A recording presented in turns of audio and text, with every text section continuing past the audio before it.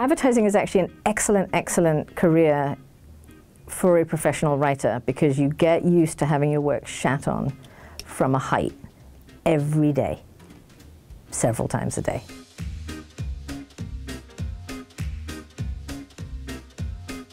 I had quite a long career before I started writing books, but always as a writer. I was an advertising copywriter and then a creative director.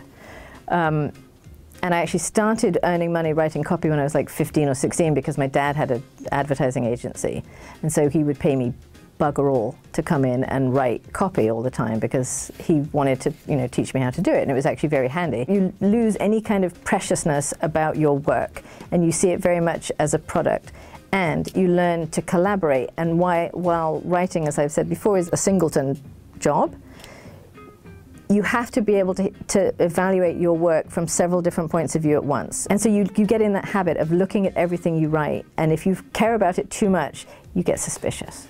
So if there's a section in your book, you're like, God, I love that bit's awesome.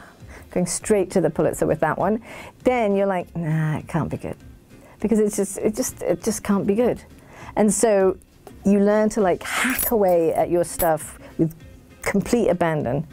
And you learn that it's really okay to spend all day writing something and then toss it over your shoulder because it sucks.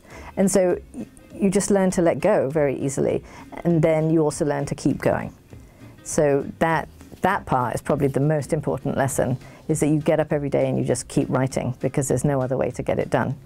You can talk about being a writer, you can want to be a writer, but you actually have to put fingers on the keyboard these days. Just the mechanics of how to get from this point in a story to that point in a story, and when you're writing copy in like this much space, that's just really good training. It's good practice.